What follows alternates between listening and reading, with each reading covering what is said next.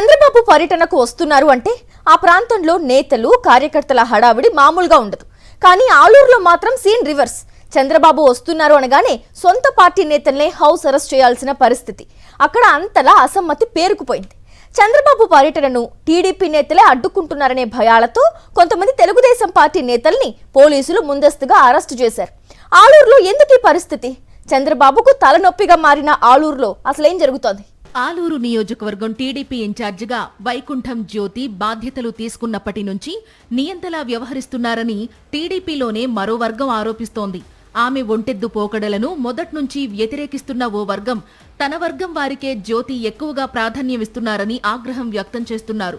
చంద్రబాబు అండ చూసుకుని వైకుంఠం జ్యోతి తమపై కక్ష సాధింపు చర్యలకు పాల్పడుతున్నారనే ఆరోపణలున్నాయి. తాజాగా జరిగిన చంద్రబాబు పర్యటనలలో వైకుంఠం జ్యోతి వ్యతిరేకులు కనిపించకూడదని పోలీసులకు ఆదేశాలు వెళ్లాయి.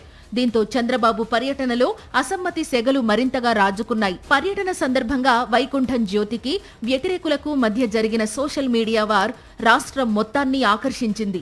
జ్యోతికి వ్యతిరేకంగా స్వయంగా టీడీపీ స్థానిక సోషల్ మీడియా ఖాతాల్లోనే పోస్టులు కనిపించగా అనుకూల ఖాతాల్లో రివర్సులో పోస్టులు పడ్డాయి.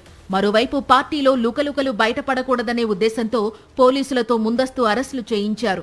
అయితే అసమ్మతి వర్గం అక్కడితో ఊరుకోలేదు. నేరుగా నారా లోకేష్ కు ఫిర్యాదు చేశారు.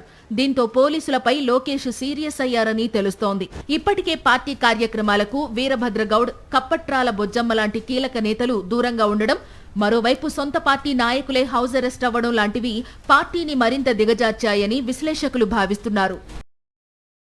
మరిన్ని అప్డేట్స్ కోసం ఛానల్ ను సబ్స్క్రైబ్ చేయండి. నోటిఫికేషన్స్ కోసం బెల్ ఐకాన్ పై క్లిక్ చేయండి.